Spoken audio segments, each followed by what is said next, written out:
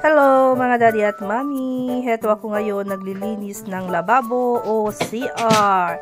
Chine-check ko lang yung mga basura. Kung meron silang basura, kinukuha ko. Tapos, inaayos ko yung kanilang kama, konti. Nililinis ko rin ng konti. Linalagyan ko ito ng pabango. Dahil sabi ng amo ko ay saka ko na lang daw ito lilinisan ng maayos kapag aalis sila. Ayan, yung mga kwarto na yan ay yung mga guest ng aming mga amo. Ayan, konti-konti lang yung linis ko yan. Kaya wag yung tularan yung linis dyan. Paraw-paw lang yan. Check-check lang yan mga daddy at mommy. Para naman sa ganoon ay malinis tignan. Pero kahit yun ang ganon ang sinabi ng amo ko, ay pinagaganda ko rin yung aking trabaho. Kaya panoorin nyo mga daddy at mommy.